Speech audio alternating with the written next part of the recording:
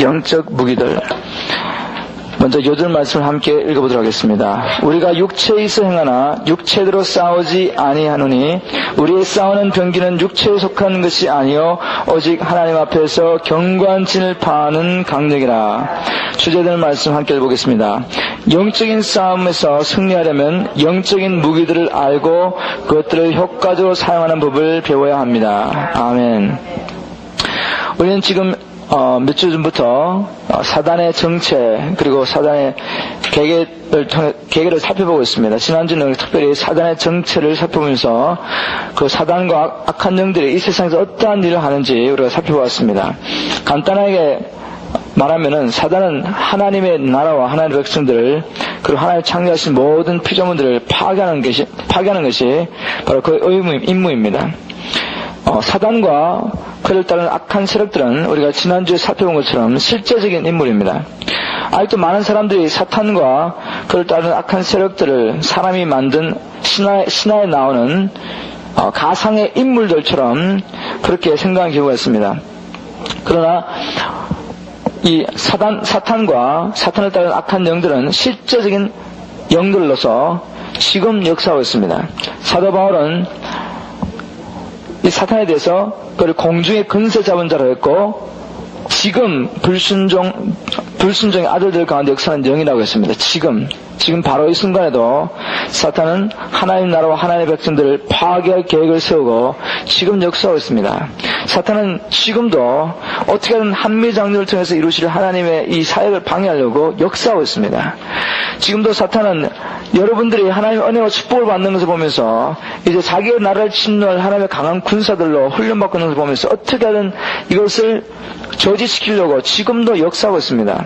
그래서 우리는 우리 자신뿐만 아니라 우리 교회와 우리 가정과 또 하나님의 나라 하나님의 백성들을 보호하고 또 무엇보다도 적극적으로 하나님께서 주신 사명대로 사탄의 나라를 파괴하고 하나님의 나라를 이루기 위해서라도 항상 영적인 준비를 하고 있어야 됩니다. 우리 오늘 특히 영적인 무기들, 우리에게 주신 하나님의 영적인 무기들을 잘 알고 이것들을 잘 훈련하며 연습하면서 싸울 준비를 하고 있어야 되겠습니다. 저는 간단하게 사탄의 계계를 파는 사탄과 악한 영들의 세력을 파는 영적인 무기들에 대해서 살펴보겠습니다. 우리가 이미 이 무기들에 대해서 많이 말씀을 나눠보았습니다. 그래서 저와 여러분들이 어떤 면에서는 이런저런 이것을 다 알고 있습니다. 저희가 오늘 하는 것들을. 하지만 오늘 강의를 통해서 좀 우리가 어떻게 실제도 이것을 적용해보자는 챌린지를 저는 여러분들 드리길 원합니다. 그래서 구체적으로 우리가 이러한 무기들을 영적인 무기들에 대해서 이론적으로 알 것이 아니라 어떻게 이 무기들을 연마하면서 또 훈련할 것인가에 대해서 우리가 어떤 계획을 세우는 것으로서 오늘 강의를 마쳤으면 참 좋겠습니다. 여러분들 오늘 강의 듣고 정말 영적인 싸움이 실제적인 것이고 그렇기 때문에 내가 이 영적인 무기들을 구체적으로 어떻게 준비하고 훈련하는 법을 배우지 않는다면은 나는 하나님께 쓰임받을 수 없고 내게 주신 하나님의 축복까지도 나는 지킬 수 없다는 것을 확신하시고 실제적인 어떤 액션을 취하기를 저는 소원합니다. 간단하게 몇 가지를 나눠보겠습니다. 여기 외에도 또 다른 것들이 있을 수 있습니다. 그렇지만 크게 중요한 영적인 무기들 4가지를 한번 살펴보겠습니다. 첫 번째는 하나님 말씀입니다. 영적인 무기, 하나님 말씀. 하나님 말씀은 영적 싸움 중에서 이 사탄의 심장에 꽂는 칼과 같습니다. 검입니다. 검. 성경은 이 하나님의 말씀을 성령의 검이라고 했습니다. 에베소서 6장 13절 17절 말씀을 제가 인용했습니다. 그러므로 하나님의 전신 갑주를 취하라. 이는 악한 날에 너희가 능히 대적하고 모든 일을 행한 후에 서기 위함이라. 구원의 투구와 성령의 검 곧 하나님의 말씀을 가지라 했습니다. 하나님의 말씀이 곧 성령의 검입니다. 이 하나님의 말씀은 영적 싸움을 할 때 없어서는 안 될 검, 칼과 같은 굉장히 중요한 것입니다. 그래서 이 검을 항상 예비하고 있어야 됩니다. 지혜로운 군사, 우리가 인간적으로 생각할 때도 지혜로운 군사, 좋은 군사는 항상 이 검을 갈고 있습니다. 갈고 따듬고 기름을 치고 검을 준비하고 있습니다. 그리고 그 검을 갈고 다듬을 뿐만 아니라 항상 이 검을 사용하는 훈련을 합니다. 계속 연습하고 있습니다. 왜 그가 지혜로운 군사는 그렇게 한다면 언젠가는 전쟁이 일어날 것을 대비해서 미리 그 전쟁이 일어났을 때를 대비해서 칼을 갈고 칼에 기름을 치고 또 칼을 휘두르는 연습을 계속하고 있는 겁니다. 그래서 전쟁이 났을 때 준비가 되어 있습니다. 이와 마찬가지로 지혜로운 하나님의 선한 영적인 군사든 그리스도의 군사들은 항상 이 말씀을 검처럼 준비하고 있어야 됩니다. 말씀을 예배하고 있고 또 말씀을 어떻게 적용하면 활용하는지 계속 평소에 훈련을 쌓아야지 바로 지혜로운 군사가 칼을 다듬고 기름을 치고 또 칼을 계속해서 쓰는 연습을 하면서 준비하고 있는 것 똑같습니다. 그래서 우리가 만일 하나님의 말씀을 지속적으로 계속해서 정기적으로 연구하고 외우고 묵상하면서 그 말씀을 우리의 마음에 부지런히 채워놓고 있지 않다는 말은 군사가 전쟁을 생각하지 않고 평안하다 하면서 놀고 있는 것 똑같습니다. 게으르게 싸움을 준비하지 않고 만약 이렇게 우리가 영적으로 분명히 영적 싸움을 하고 있는데도 불구하고 이런 게으르고 나태한 삶을 살고 있다면 어떤 일이 일어나겠습니까? 전쟁이 터졌습니다. 진짜 영적인 싸움에 사단이 직접적으로 이제 공격을 하면서 영적인 싸움이 벌어졌습니다. 그때 항상 술 먹고 놀고 있던 군사가 갑자기 전쟁이 났을 때 내 칼이 어딘가가 막 지금 저기 바로 앞에 와서 자기를 죽이려고 하는데 칼을 찾아다니는 것 같습니다. 칼을 잡기는 잡았는데 녹이 썰어가지고 칼집에서 빼지도 않고 또 연습도 안 해가 어떻게 휘두르는지 몰라서 헤매다가 칼에 맞아 죽는 모습을 우리는 상상할 수 있습니다. 영적인 싸움도 실제로 그렇다는 겁니다. 우리 하나님의 말씀으로 늘 훈련하고 준비되어 있지 않고 그 말씀을 우리 삶 속에 적용하는 훈련을 하고 있지 않으면은 영적인 싸움에 참으로 사단이 우리를 공격하고 어떤 문제가 생겼을 때 대책이 없습니다. 막 방황합니다. 어떻게 칼을 뽑지를 못합니다. 말씀이 생각나긴 생각나는데 이것을 어떻게 휘두를지 준비가 되어 있지 않습니다. 이 말씀을 내가 어떻게 해야 하는지 아는데 평소에 연습을 안 해놨기 때문에 말씀이 안 나오는 겁니다. 칼이 안 나가는 겁니다. 마음대로 칼이 움직이질 않아요. 내가 찔러야겠다는 생각이 드는데 이 몸을 훈련을 안 해놨기 때문에 이 몸이 안 움직이는 겁니다. 마찬가지로 하나님의 말씀도 매일매일 삶 속에 지속적으로 읽고 외우고 묵상하고 적용하는 훈련을 계속하는 사람은 어떤 상황이 벌어졌을 때 그 말씀으로 즉각 대처할 수 있습니다. 이런 예를 들을 수 있겠습니다. 우리는 어느 날 갑자기 무거운 엿기를 들을 수가 없습니다. 이 무거운 엿기를 들기 위해서 우리가 매일매일 조금씩 운동하면서 이 근육을 발달시켜야 됩니다. 그와 마찬가지로 영적인 싸움도 터졌을 때 그때 하려고 하면은 힘이 버겁습니다. 그리고 그렇게 할 때 오히려 더 심한 상처를 입습니다. 그래서 우리는 계속해서 지속적으로 하나님께 주신 이 말씀이 영적 싸움의 성령의 검이기 때문에 이 말씀을 부지런히 연단하는 훈련을 해야 되겠습니다. 시편 기자는 자기가 범죄하지 않기 위해서 즉 사단이 유혹이라는 것을 통해서 자기를 넘어뜨리려고 했을 때 이 사단을 이기기 위해서 말씀을 항상 마음에 두었다고 했습니다. 그리고 우리의 모범을 할 수 있는 우리 예수님도 영적인 싸움을 이 성령의 검으로 하셨습니다. 우리가 잘 아는 말씀 마태복음 4장 1절에서 11절 사탄이 우리 예수님을 공격했을 때 예수님이 다른 것 하지 않았습니다. 내가 하나님의 아들인데 네가 무엇인데 나를 유혹하냐 그렇게 말씀하지 않고 기록되었을 때 그때 사탄이 던지는 그 유혹의 말에 적절한 칼을 뽑은 겁니다. 성령의 검을 뽑아서 기록되었을 때 이 성령의 검으로서 영적 싸움을 싸우셨습니다. 그래서 우리 예수님의 이 본을 쫓아가야 됩니다.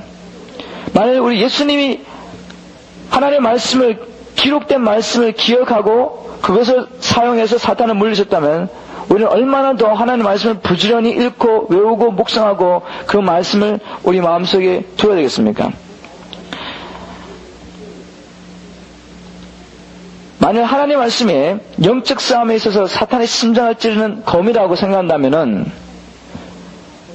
우리는 이것을 통해서 우리가 얼마나 하나님 나라 확장에 쓰임받을 수 있는가 하는 우리 자신을 평가할 수 있습니다. 나와 그리고 우리 교회가 얼마나 하나님의 일에 쓰임받을 수 있느냐 알 수 있는 방법이 있습니다. 만일 하나님의 말씀이 영적 싸움에 있어서 사단의 심장을 찌는 치명적인 역할을 한다면은 저와 여러분이 얼마나 평소에 하나님의 말씀을 연마하고 있고 그 말씀을 적용하면서 훈련하고 있는가 하는 것을 살펴보면 됩니다.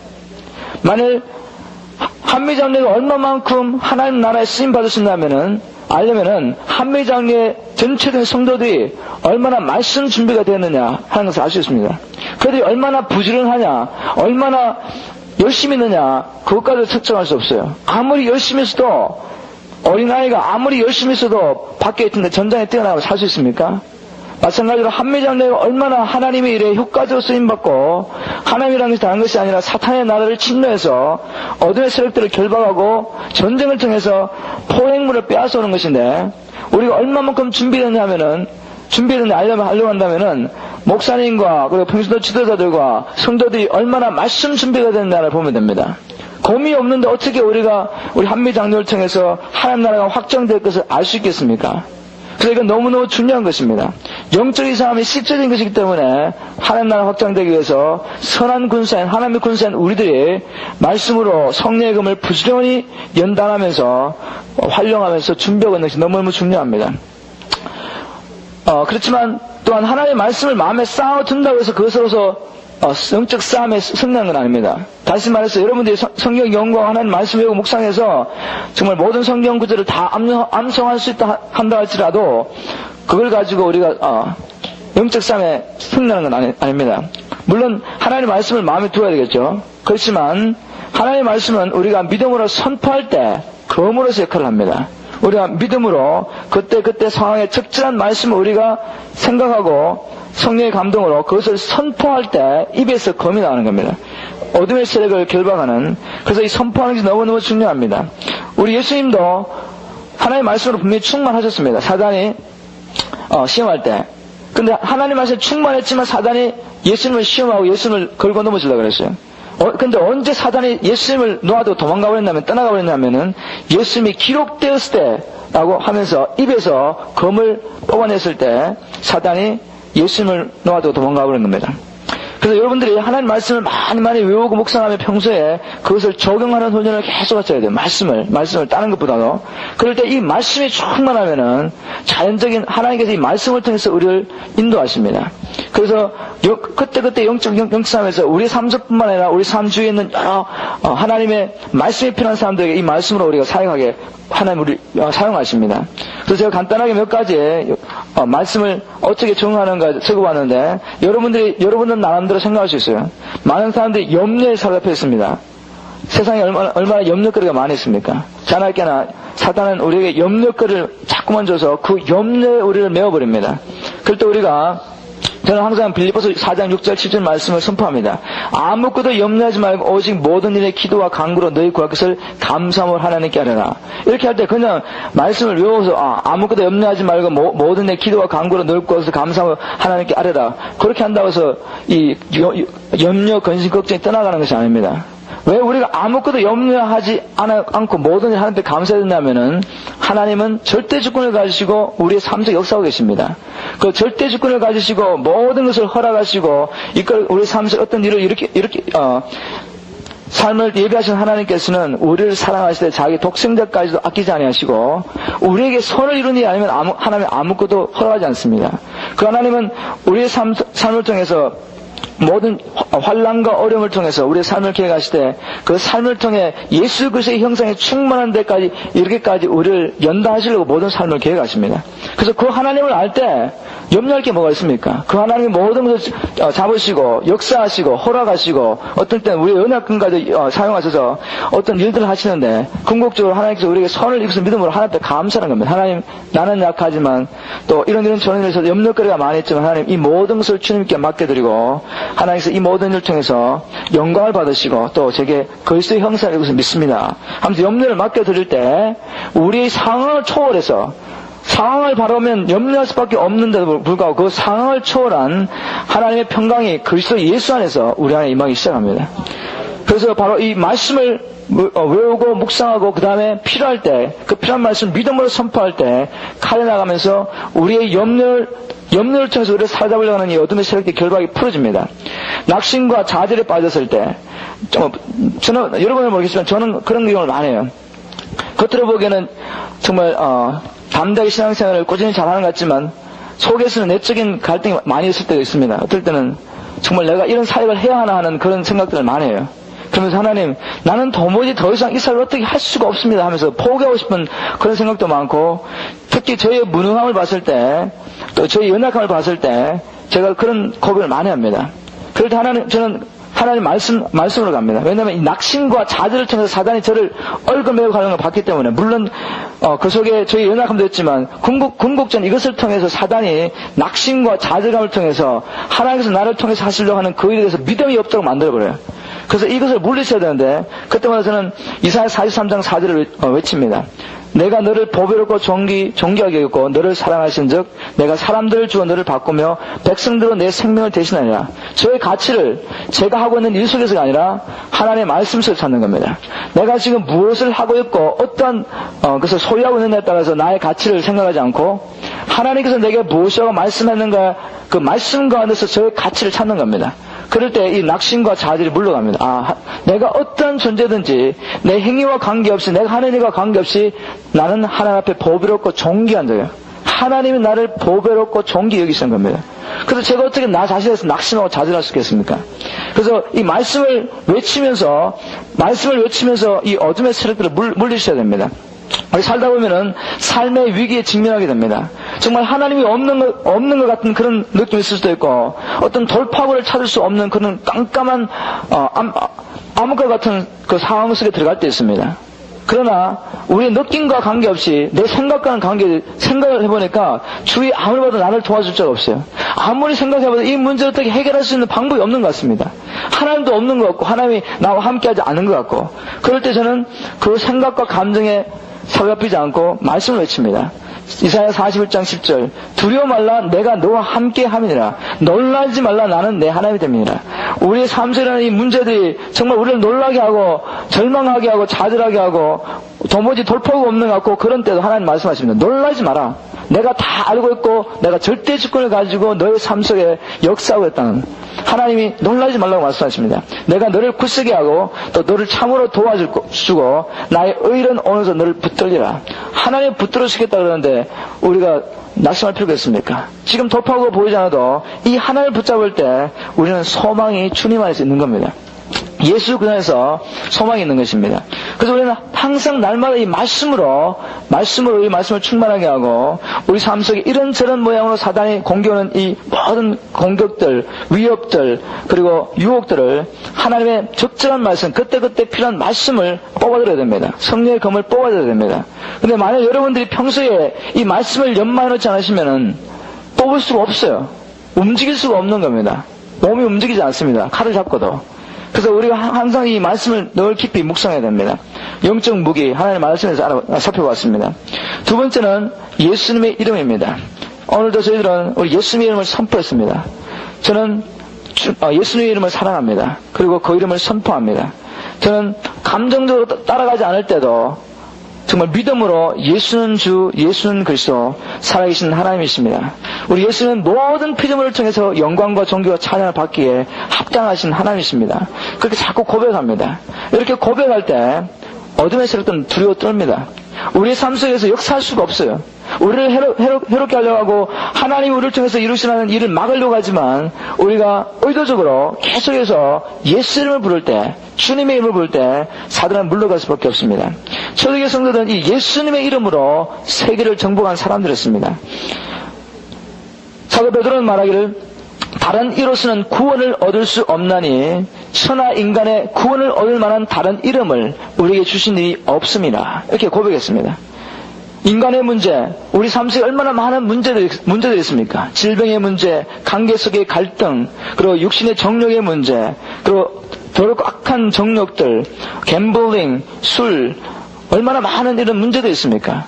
이런 문제들이 우리 인간의 교육이나 사회 제도를 통해서 해결될 수 있겠습니까? 근본적인 문제가 영적인 문제이기 때문에 사탄과 흑암의 세력이 인간의 삶을 파괴하고 인간을 통해서 이루실 하나님의 계획을 파괴하기 위해서 하는 일이기 때문에 사람의 재주로는, 사람의 지식은 도무지 악한 영의 세력들을 결박할 수가 없어요. 물리칠 수가 없습니다. 오직 예수님만이 사단과 그를 따르는 모든 허감의 세력을 밟으셨습니다. 우리 예수님만이 십자가로 정사와 건설을 파하시고 승리하셨습니다. 그래서 예수님의 이름밖에는 인간의 근본적인 문제에서 해결을 다른 이름이 없는 것입니다. 그래서 초대교회 성도는 이 예수님의 이름으로 병든 자를, 불치병들을 고치고, 이 예수 이름으로 귀신들에서 고통당하는 사람들을 자유케 해주셨고, 또 이 예수님의 이름을 선포할 때마다 하나님을 알지 못하고 세상 정력에 이 세상 풍속을 쫓으며 공주의 건세자분들을 따랐던 불신자들이 날마다 구원받는 놀라운 역사가 일어났습니다. 오늘도 제가 여기 좀 일찍 와 있었는데 우리 미스 알슨 집사님이, 우리 형제님이 들어오셔가지고 아마 우리 데니얼 하는 일을 도와주러 온 것 같아요.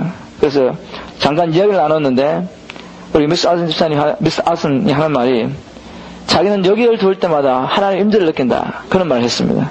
그러면서 되게 간증하기를, 자기가 처음 우리 교회 들어왔을 때 자기는 기어들었답니다. 기어들었는데 지금 내가 이렇게 자유롭게 왕래하고 이제는 하나님 주신 힘으로 내가 주의 몸 된 길에서 일을 하고 싶어서 온 겁니다. 피곤한 몸을 끌고 왔는데 갔다가 나중에 10시에 온다 그랬어요. 그래서 그거 하는 말이, 내가 이 암 때문에 고생하면서 병원에도 많이 다녔지만 최근에도 검사를 했는데 암세포들이 많이 줄어들고 좋아지고 있다는 얘기가 들으면서 자기가 이제 몸에 힘이 생기는데, 내가 닥터들을 의지했을 때는 머리만 빠지고 고통만 스러웠는데 예수님 믿고 난 다음에 내가 지금 질병이 치료되겠다고, 자기는 이 암이 완전히 치료되겠다는 확신한다면서 그것을 선포할 날을 기다리고 있더라고요. 그래서 제가 그 이야기를 들으면서 굉장히 격려를 받았고, 하나님 정말 우리 한미장로교 안에 하나님의 영광과 능력으로 정말 채워주셔서 이 한미장로에 들어오는 자들이 인생의 여러 가지 문제로, 질병과 문제로 찌들고 눌려 들어왔다가도 하나님의 능력을 힘입고 이제는 나갈 때는 춤추며 찬양하며 나갈 수 있는 그런 교회에서 성령의 충만을 채워주십시오. 그렇게 고백했습니다. 정말 우리의 문제를 해결할 수 있는, 질병의 문제나 관계의 문제나 정력의 문제나 우리 이 문제를 해결할 수 있는 유일한 이름은 예수님의 이름밖에 없습니다. 그래서 우리는 이 예수님의 이름을 사랑합니다.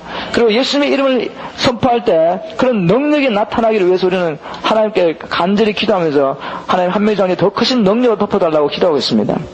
사단도 예수님의 이름이 선포되는 것마다 자기가 그 소유권을 포기하고 도망가는 것을 알고 있습니다. 예수님을 주님으로 그리스도로 왕으로 선포하는 것에 자기의 왕자를 버리고 그는 물러가는 것을 알기 때문에 어떻게든 교회를 통해서 예수를 믿는 자의 입을 통해서 이 예수 이름이 선포되지 못하도록 하기 위해서 최선을 다하고 있습니다.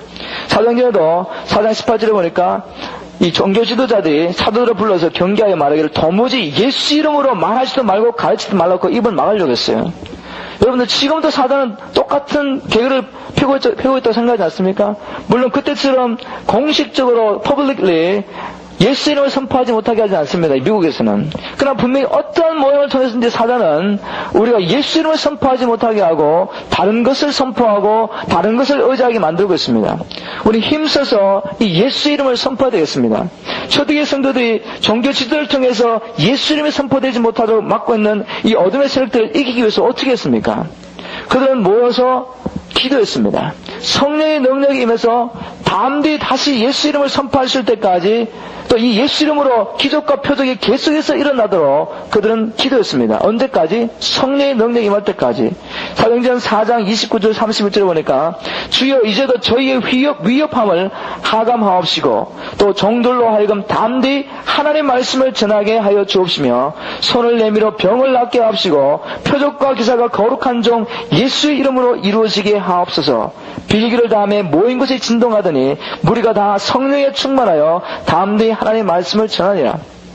우리에게 바로 이런 기도가 필요합니다. 그냥 우리가 예수 이름을 선포할 때 어둠의 세력들이 물러간다는 이 지식 가지고 어둠의 세력들은 몰아낼 수가 없어요. 초대교회 성도들과 우리의 차이점은, 초대교회 성도들도 우리도 다 같이 예수 이름의 근세와 능력이 있다는 것을 알고 있습니다. 그러나 초대교회 성도들은 정말 예수 이름을 선포할 능력이 나타나는데, 그 차이는 그들이 이 예수 이름을 담대히 선포할 수 있도록 성령의 능력이 임할 때까지 합심해서 모여서 기도한 것과 우리는 그렇게 하지 못하고 있다는 것 차이밖에 없습니다. 이제 우리 교회는 이제 예수 이름을 많이 불렀습니다. 그리고 그 이름의 능력도 알기 때문에 찬양 가운데서 예수님이 우리의 초점이 되시고 또 말씀 선포 가운데 예수님이 우리의 초점이 되십니다. 그래서 우리는 더 크신 능력이 우리를 덮을 때까지 초대 성도들처럼 담대히 예수 이름으로 병든 자를 고치며 예수 이름으로 표적과 기적이 나타나고 담대히 그리스도의 복음을 전파하여서 잃어버린 영혼들이 날마다 이 한매장로 중에서 더하는 역사를 하기 위해서 또 우리의 삶을 통해서 일어나기 위해서 우리는 모여서 힘써서 기도해야 되겠습니다.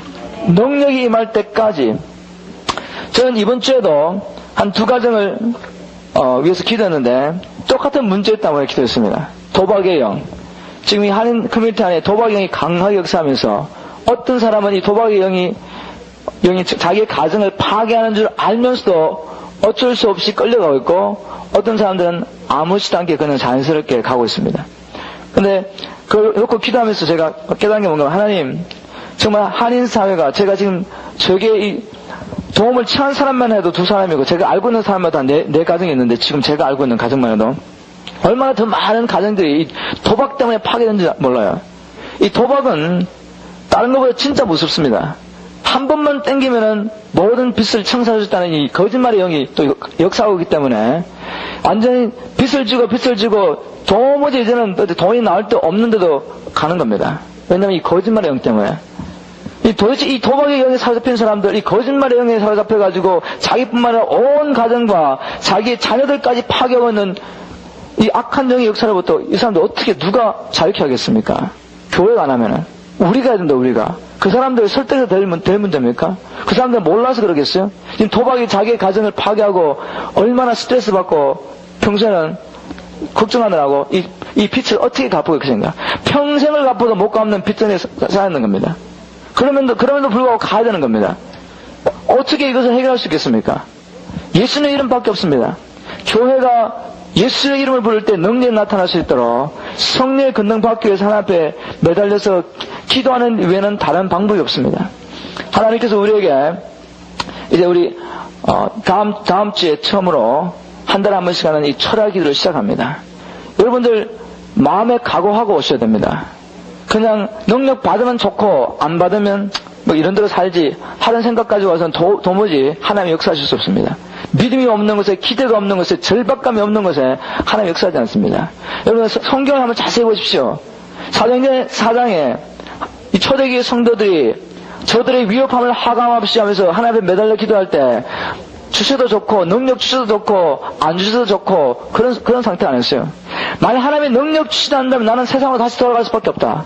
나는 하나님 내게 주신 이 사명을 감당할 수 없다는 것을 알았습니다. 그리스도의 정의로 살 수 없다는 것을 알았고 자기의 존재 가치가 없어지는 걸 알았어요.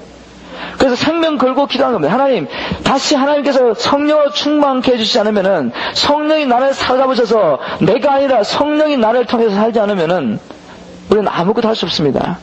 그런 간절한 마음으로 결단 가지고 달라붙은 겁니다. 저는 정말 우리 한미장로의 성도들이 목사님부터 시작해서 모든 어린아이까지 우리 하나님 앞에 기도할 때 이런 절박함 가지고 간절함 가지고 달라붙으시기를 간절히 소원합니다. 물론 우리가 한번 타간다고 해서 그냥 성령의 착용하면 얼마나 좋겠습니까? 얼마나 그럴지 알지 못하지만 우리는 하나님 앞에 갈 때마다 하나님 정말 하나님께서 한미장로를 능력으로 덮어주지 아니하시면 우리는 존재 가치가 없습니다. 하나님께서 주신 이 사명을 감당할 수 없습니다. 그런 고백 가지고 우리가 하나님 앞에 간절히 매달리지 않으면 안 되겠습니다. 그래서 그런 마음 가지시고 준비하시고 다음 주에 모이실 수 있게 간절히 소원합니다. 그래서 그것이 열기가 더욱더 뜨거워지고 더 절박해지면 이제 초대교회 성도처럼 10일 동안 그냥 연속적으로 모여가지고 금식하며 기도할지 어떻게 하겠습니까? 성령이 인도하시는 대로. 그래서 우리한테 가장 필요한 것은 이제는 알고 있는 이것을 따라 행할 수 있도록 예수 이름을 능력 있게 선포하면서 하나님께서 주신 사명, 이 포로된 자를 자유케 하고 갇힌 자를 놓아준 이 사역을 감당해야 되겠습니다. 그래서 온 성도가 성령의 능력을 얻기를 위해서 앞에 간절히 기도하는 그런 분위기가 조성되기 위해서 간절히 기도합니다. 우리 세 번째로 영적 무기 예수님의 보혈. 사탄은 송사하는 영입니다. 송사하는 영. 사탄은 자기가 우리를 이 죄책감에 사로잡히기만 할 수 있다면은, 죄책감이라는 덫에다가 탁 걸어놓기만 할 수 있다면은, 우리 영혼을 파괴하셨다는 것을 압니다. 여러분들 죄책감에 다들 한번 잡혀봤지 않습니까? 죄책감은 덫과 같아요. 탁 걸리면은, 이건 힘을 못 쓰는 겁니다. 힘을 못 써서 그냥 잡혀있는 겁니다. 어떤 분은 이 죄책감을 영혼의 암과 같다 그랬어요. 한번 들어오면 이것을 제거하기 전에는 온몸에 퍼져서, 온 영혼에 퍼져서 우리 인생을 파괴하는 그런 능력이 있습니다. 그래서 사탄은 송사는요. 우리의 실수를 드러내보면서 송사하기를 좋아합니다. 텍사스주의 정신요양원에 입원했던 한 공군 소령에 대한 이야기가 있습니다. 그는 장래가 촉망되는 가장 유명한 젊은 장교 중에 한 사람이었다고 합니다. 그런데 순간적인 사건 하나가 그의 삶을 완전히 변화시켜 놨습니다. 그는 다른 사람이 아니라 2차 세계대전 중에 히로시마에 원자 폭탄을 터뜨렸던 공군 조종사였습니다. 히로시마의 폭탄을 상부의 명령을 받고 떨어뜨리고 난 다음에 그는 죄책감에 사로잡혔습니다. 밤마다 일본인 남자들, 여자들, 어린아이들이 무리로 때를 져서 그를 추격하는 이 악몽에 시달렸습니다. 그러니 그 영혼이 얼마나 메말라 갔겠습니까? 아무것도 할 수 없는 그런 사람이 되어버렸습니다. 폐인이 되어버렸습니다. 그래서 그를 치료하던 전문 심리학자는 그의 병명을 말하기를, 이 사람은 죄책감에 사로잡혀서 이 죄책감을 극복하기 전에는 이 인생이 회복될 수 없다고 그렇게 판단을 내렸습니다. 사로잡히는 동안에는 아무것도 할 수 없습니다. 그래서 이 죄책감을 털어버려야 됩니다. 우리 어떻게 할 수 있겠습니까? 예수님이 보일 밖에 없습니다. 이 사탄의 송사를, 죄책감을 일으키게 하는 이 사탄의 송사를 물리치시는 힘은 예수의 보혈 밖에 없어요. 주님이 나의 모든 죄를 사했다는 이 예수님의 보혈에 대한 증거밖에 없습니다. 로마서 5장 9절에도 이제 우리가 그의 피로 인하여 의롭다 하심을 얻었은즉, 이 말씀이 뭔가 하면은 우리가 하나님 앞에 섰을 때 하나님이 우리를 항상 너는 죄 없다고 선포하시는데, 그것이 우리의 행위로 말미암지 않고 예수님의 피로 말미암아서 우리는 항상 하나님 앞에서 죄 없다함을 얻습니다. 의롭다함을 얻습니다. 이 말씀을 선포해야 됩니다. 로마서 8장 31절 34절 그런즉 이 일에 대하여 우리가 무슨 말을 하리요? 아무도 시비할 수 없습니다. 사단도 할 수 없고 내 양심도 할 수 없고 다른 사람도 정죄할 수 없고, 만일 하나님이 우리를 위하시면 누가 우리를 대적하리요? 누가 능히 하나님의 택하신 자들을 성수하리요? 하나님이 어렵다고 선포하셨는데 누가 하나님을 대적하면서 하나님 당신이 그루어 그렇게 말할 수 있겠습니까? 재판장은 영원하신 재판장이신 하나님께서 예수의 보혈을 힘입고 나가는 우리를 무조건 어렵다, 너는 어렵다고 선언하셨는데 누가 감히 우리를 정죄할 수 있겠습니까? 요한일서 1장 7절에도 그 아들 예수의 피가 우리를 모든 죄에서 깨끗하게 하실 것이요 라고 하나님의 말씀이 선포하고 있습니다. 요한계시록 12장 10절 11절에도 우리 형제를 참소하던 자, 곧 우리 하나님 앞에서 밤낮 참소하던 자가 쫓겨났고, 또 여러 형제가 어린 양의 피와 자기의 정가는 말을 인하여 저를 이기었으니, 정가는 말이 참 중요합니다. 예수는 이미 우리를 위해서 피를 흘려주셨습니다. 우리가 죄책감에 사로잡히는 동안에는 사단의 밥이 될 수밖에 없다는 것을 예수님이 잘 알고 있습니다. 죄책감에 덫이라는 것에 걸려있는 동안에는 우리가 하나님을 위해서 아무것도 할 수 없는 것을 예수님이 아셨습니다. 그래서 십자가를 통해서 보혈을 흘리시고 우리를 어렵다 하신 모든 준비를 해놓으셨습니다. 그 다음에 우리가 필요한 것은 믿음의 고백입니다. 믿음으로 이것을 선포해야 됩니다. 증거해야 됩니다. 예수의 피가 나를 깨끗하게 한다고 이 송사를 물리쳐야 됩니다. 예수의 피와 믿음의 선포만이 참소자를 이길 수 있습니다. 사탄을 이길 수 있습니다. 예수님의 보혈은 능력 있는 영적인 무기입니다. 네 번째로 영적인 무기, 찬양. 저는 이 무기를 참 좋아합니다. 제가 늘 말씀드리는 것처럼 제가 마지막에 쓰는 무기가 바로 하나님을 찬양하는 것입니다. 찬양은 사탄의 세력을 파괴하며 쫓아버리는 능력이 있습니다. 물론 찬양의 초점은 하나님께 있습니다. 그래서 우리는 이렇게 생각할 수 있습니다. 찬양은 그 초점이 하나님께 있는 것인데 영적인 싸움과 무슨 관계가 있느냐, 무관하지 않느냐, 그런 말을 할 수 있습니다. 맞습니다. 찬양은 분명히 그 초점이 사단에게 있지 않고 사탄에게 있지 않고 하나님께 있습니다. 그런데 성경은 찬양할 때 이 원수의 세력들이 결발당하고 물러간다는 것을 많이 보여주고 있습니다. 시편 22편 3절에 이스라엘 찬양 중에 거하시는 주여, 주는 거룩하시니다 하는 말씀이 있습니다. 바로 찬양할 때, 우리가 하나님을 찬양할 때 하나님께서 우리 가운데 오셔서 자정하시고 통치하신다는 것을 시편 기자가 말했습니다. 다윗이 말했습니다. 다윗은 이스라엘의 찬양한 자였습니다. 찬양의 능력과 찬양과 경배의 능력이라는 책을 쓴 저자는 이런 말을 했습니다. 우리가 하나님을 찬양하게 되면 우리는 우리 가운데 하나님의 보좌를 마련해 앉으시게 해드립니다. 이것이 바로 교회 예배 도중에 하나님의 임재의 능력을 얻기 위하여 찬양이 왜 그토록 필요한가를 말해줍니다. 그분이 이런 말을 할 때 그냥 자기 생각대로 경험대로 말한 것이 아니라 바로 하나님의 말씀을 근거해서 이스라엘의 찬양 중에 거하시는 주님, 우리가 하나님을 찬양할 때 바로 하나님께서 영광과 능력으로 임재하시며 자정하셔서 우리를 통치하시기 때문에 어둠의 세력들이 우리를 통치할 수 없는 겁니다. 우리는 하나님을 찬양하는데 하나님이 우리의 찬양을 통해서 자정하시고 통치하시니 우리를 괴롭히는 어둠의 세력들이 물러가야죠. 그런 면에서 찬양은 바로 이 원수의 세력들을 결박하고 쫓아버리는 능력인 것입니다. 찬양의 능력이 있습니다. 저는 이 말씀을 준비하면서 한 주 동안 준비하면서 그렇구나. 바로 하나님께서 이 일을 우리가 하기를 원하시는 걸 하는 것을 느꼈습니다. 저희들이 이제 다음 주부터 이제 한 달에 한 번씩 우리 철야 기도를 하는데 사실 밤새도록 뭐 하겠습니까? 밤새도록 별 적이 없더라고요. 저는 아무리 생각해봐도. 목사님 설교하시면 뭐 1시간 하겠습니까? 2시간 하겠습니까? 우리가 기도를 해봤자 한두 시간 하면 다 짐 빠질 것이고 사람은 도대체 어떻게 이것을 지속적으로 할 수 있겠습니까? 라는 생각하면서 기도를 많이 했는데 이 말씀 준비하면서 결국 우리가 지금 바라고 원하는 것이 하나님이 자정하시는 겁니다. 우리 가운데 더 크신 능력과 영광으로 자정하셔서 정말 불신자가 들어와가지고 도무지 여기서 견딜 수 없고 예수를 구주와 주님을 영접하지 않는 안 되고 이 사람을 질병과 여러 가지 정신적인 문제로 괴롭히거든 악한 영들이 이 한미장내에 들어와서는 도무지 견딜 수가 없는 그런 상황이 일어나야 되는데 그건 다른 방법이 아니라 바로 하나님이 자정하셔야 돼요. 하나님이 자정하셔서 능력으로 통치하셔야 되는데 하나님이 성경을 통해서 그걸 보여주셨어요. 나를 찬양할 때 나는 자정한다. 하나님을 찬양하고 주의 이름을 높여줄 때 하나님 우리 가운데서 보좌를 펴신다는 그 말씀을 보여주셨습니다. 그리고 또 책을 보면서 이런 부분을 읽게 됐습니다.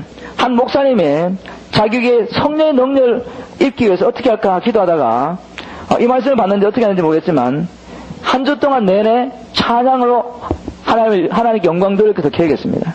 그래서 보통 부흥 집회하면 그냥 말씀 선포하고 기도하고 안수하고 이런 집회하는데 이 목사님은 그냥 성도들이 모여 다른 거 하지 않고 계속해서 한 주 동안 계속 찬양만 하나님을 찬양하고 하나님을 높여드리는 그런 집회를 했습니다. 처음에는 성도들이 우리가 습관이 찬양만 하는 게 좀 이상하지 않습니까? 아직도 한국 분들은 많은 사람들이 찬양은 예배를 위한 준비, 마음을 여는 그런 하나의 수단으로 생각하지 그 찬양 자체가 제사이고 하나님을 기쁘시게 하는 그런 컨셉트가 없습니다. 근데 이 목사님은 정말 찬양이 하나님의 제사라는 것을 깨닫고 하나님을 기쁘시게 들고 하나님이 자기의 능력으로 오셔서 자정하셔서 통치하시는 것을 체험하기 위해서 이 찬양하도록 성도를 격려했습니다. 첫째 날, 둘째 날 성도들이 막 기도하고 막 부르짖고 외치고 하나님 이거 줍시오 저거 줍시오 능력 줍시오 막 그렇게 막 기도했는데 목사님께서 우리가 무엇을 하기 원하는지 알려주셨어요. 우리가 무엇을 달라고 하나님께 하기보다는 하나님께서 저와 여러분과 이 온 게 자정하셔서 통치할 수 있도록 우리 하나님을 찬양합시다. 며칠 동안 계속 찬양하다가 결국 하나님께서 자정하셔서 통치하시면서 하나님의 능력이 임하면서 치유와 구원과 질병이 나음과 귀신들은 떠나간 놀라운 부흥의 역사를 일어났습니다. 그래서 저는 정말 한미장로회가 이제까지 찬양했지만 이제는 정말 밤을 새워서 하나님을 찬양하며 얼마나 우리가 하나님의 통치를 사모하고 하나님의 영광 가운데 거하기를 원하는지 우리가 찬양의 제사를 통해서 하나님 앞에 정명해 보일 때가 온 것 같습니다. 그래서 우리 뭘 할 때 힘써서 주님을 찬양할 시간을 가졌으면 참 좋겠습니다. 성경은 또 찬양으로 원수를 이긴 많은 기록들을 기록하고 있습니다. 여러분들 잘 아시는 여호사밧 왕과 유다 백성들은 찬양으로 모압과 암몬과 셀선 사람들 연합군을 싸움도 한번 하지 않고 다 진멸하고 포획물을 거둬들였습니다. 찬양할 때 싸움도 하지 않는데 하나님의 말씀을 믿고 하나님을 찬양할 때 하나님이 천사 하나 보내가지고 그 대군들을 단번에 썰어버리셨어요. 바울과 실라도 기도하며 찬양할 때 그들을 핍박해서 옥문에 오간에 집어넣었던 원래의 세력이 있습니다. 사람 말고 사람이 핍박했지만 사람 뒤에 복음이 빌립보 도성에 전파되는 것을 거부하면서 사람을 통해서 막았던 이 세력들이 파괴당하면서 결박당하면서 옥의 터가 흔들리면서 옥문이 열리고 그들의 착고가 기적적으로 풀린 역사를 났습니다. 찬양의 능력입니다. 시편 기자는 찬양에는 원수를 파는 능력이 있으면 이렇게 고백했습니다. 그 입에는 하나님의 전령이요 했는데 영어로는 May the praise of God be in their mouth 그랬습니다. 찬양이 그들 입속에 있고 그 수중에는 두 날 가진 칼이로다. 이것으로 열방에 보수하며 민족들을 벌하며 저희 왕들을 사슬러 저희 기인은 철거령을 결박하고 하면서 찬양이 원수의 능력을 제하는 건설이 있음을 말하고 있습니다. 찬양은 제가 조금 전에 말씀드린 것처럼 하나님이 찬양을 통해서 하나님의 영광이 임하기 때문에 악한 영들이 떠나가게 됩니다. 다윗이 찬양할 때 바로 사울을 괴롭히던 악령이 떠나갔습니다. 또 신대 제이콥은 그의 책 대적의 문을 취하라는 책에서 그와 중보 기도자들이 귀신 들린 사람들을 자유케 하려고 계속해서 모여서 또 그렇게 기도했는데 도무지 귀신이 나가지 않았어요. 그래서 결국 기도하다가 우리가 하나님을 찬양하자. 그래서 그 귀신 들린 사람을 중간에 놓고 둘러서서 하나님을 높이며 찬양할 때 하나님의 영광이 임하니까 귀신이 그 자리에 있을 수가 없었어요. 그래서 사람을 괴롭히던 악한 영이 떠나가는 놀라운 역사를 났습니다. 성도들이 찬양한 곳에 하나님이 보좌를 펴십니다. 그리고 통치하십니다. 하나님의 영광이 임할 때 다시 한번 말씀드리지만 어둠의 세력들은 물러가고 그래서 자연히 그곳에 병고침과 축사와 구원의 역사가 일어납니다. 저와 여러분이 이 하나님 속에 계신 이 강력한 영적인 무기 그 중에 하나 이 찬양을 하나님께 힘써야 되겠습니다. 말씀을 맺겠습니다. 우리에게 필요한 것은 이제 더 많은 지식이 아닙니다. 우리가 이미 다 알고 있는 것 아닙니까? 예수 이름의 능력이 있다. 예수의 보혈의 능력이 있다. 그리고 찬양의 능력이 있다. 하나님의 말씀을 선포할 때 좌우의 날선 검이 나간다. 우리 다 알고 있습니다. 그러나 지금 우리에게 필요한 것은 바로 이 아는 것을 실천하는 한 단계 더 높은 단계로 나아가야 되겠습니다. 우리 지금 이제 중보 기독교 제2기를 하면서 제가 여러분들 도전하고 싶은 것은 또 다른 지식이 아니라 이제 아는 것을 활용해보자는 겁니다. 성령의 검이 없이는 원수와 싸워 이길 수 없다는 것을 우리가 이제 알았으니까 부지런히 하나님의 말씀으로 연마하는 계획을 짜야 됩니다. 그리고 우리가 보혈의 능력과 예수 이름의 능력을 알았지만 성령의 능력이 임하지 않으면 우리가 선포도 능력이 나타나지 않습니다. 그래서 이 능력이 임할 때까지는 우리가 하나님 앞에 몸부림치면서 하나님 주님의 능력이 임하지 않으시면 저나 개인적으로나 한미 장로가 사명을 감당할 수 없습니다는 이 절박감 속에서 하나님 앞에 매달리는 실천이 필요합니다. 기도하면서 하나님 앞에 매달리는 실천. 그리고 이제 우리가 하나님을 찬양하되 우리 기분을 좋게 하는 것이 아니라 정말 하나님께 힘과 정성을 다해서 찬미의 제사를 올려드리고 하나님이 우리 가운데 자정해서 통치하는 것을 바라보면서 우리가 결단을 하면서 하나님을 찬양하겠습니다. 이런 역사가 저와 여러분의 삶 속에 우리 한미장로에 우리가 모일 때마다 이런 역사를 나기 위해서 하나님 앞에 간절히 기도합니다. 과제물 성경 공부와 기도 그리고 전심으로 찬양한 곳에 정기적으로 참여할 수 있도록 여러분의 삶을 계획하십시오. 이게 실천하는 겁니다. 우리 실천해야 됩니다. 그리고 두 번째로 영적 무기를 어떻게 효과적으로 사용하는 법을 가르쳐달라고 성령님께 기도하시고 여러분의 삶 속에 지금 사탄이 역사하고 있는 것을 찾아서 우리가 알고 있는 영적 무기를 사용해 봐야 됩니다. 계속 이 실습할 때 우리가 알고 있는 이것들이 뭐를 알고 있는 것이 우리 삶 속의 한 부분으로 찾아게 됩니다. 자, 우리 잠깐 기도하고 좀 쉬었다가 또 기도 시작하도록 하겠습니다. 고마우신 아버지 하나님 감사합니다. 우리 놀라운 영적 무기를 주시고 아버지 사단과 이 허감의 세력을 결박하고 밟으며 우리 삶 속에서 몰아내고 하나님의 나라를 이루어갈 수 있는 모든 준비를 시켜주신 하나님께 감사하며 찬양합니다. 우리에게 이제 아는 것을 따라 살기를 간절히 소원합니다. 아버지 날마다 이 말씀으로 성령의 검을 연마하는 우리 삶을 살기를 간절히 소원합니다. 아버지 하나님 전쟁이 일어났을 때 그때서 허겁지겁 아버지 칼을 찾아다니라고 정신을 돌아다니지 않고 칼을 뽑기는 뽑아서나 훈련을 하지 못해서 아버지 하나님이여 발부동 치다가 적에게 당하지 않고 날마다 이 칼을 연마하며 아버지 하나님 영적 싸움을 싸울 준비하기를 간절히 소원합니다. 이 단미 장로가 기도하고 찬양하되 아버지 정말 하나님 앞에 결단하고 하나님이 능력을 입혀주시고 하나님께서 우리가 막전히 사역을 감당할 수 있도록 하나님의 지극히 크신 능력을 덮어줄 때까지 결단하고 매달리는 기도와 찬양이 될 수 있도록 하나님께서 축복해 주시기를 간절히 기도합니다. 아버지, 우리 주위에, 우리 삶 속에 너무나도 많은 사람들이 어둠의 세력에 사로잡혀서 그 가정이 파괴되고 있지만 어찌할 바를 알지 못하고 아버지 절망감 속에 있습니다. 아버지, 그들에게 아버지 나아가서 포렌들을 자유케 하고 갇힌 자를 풀어줄 수 있도록 하나님이 은혜의 복음을 전파할 수 있도록 성령이 우리 각자에게 그리고 한미장로 임하기를 위해서 앞에 간절히 기도합니다. 주님, 이제 한인교회 아버지 하나님 성령님이 임하시도록 우리가 힘써서 모여서 기도하게 도와주십시오. 다른 이름으로는 이 어둠의 세력들을 몰아낼 아무런 방법과 이름이 없습니다. 오직 주님의 이름만이 어둠의 세력을 결박할 수 있고 주의 능력이 임하셔서 우리가 믿음을 이겨서 선포할 때만이 어둠의 세력이 결박당하며 잃어버린 자가 구원받고 탈락힌 자가 풀어지는 놀라운 역사가 납니다. 아버지, 한미장로뿐만 아니라 이제는 한인교회에 이런 능력을 부어주십시오. 하나님을 간절히 사모할 수 있는 마음을 주십시오. 이제는 인간의 모든 일을 버리고 시비를 거치고 하나님 앞에 무릎 꿇는 날이 속히 오기를 간절히 소원합니다. 아버지 하나님, 우리 함께 기도할 때 더 크신 능력을 부어주시고 아버지, 우리가 먼저 하나님의 그 크신 능력을 체험하고 더 크신 능력이 한미장로회와 이 온 이적 한인교회에 정말 임할 때까지 하나님 앞에 기도하는 이 사명을 다 감당하게 하나님 은혜 주십시오. 예수님 거룩하신 이름으로 기도했습니다. 아멘.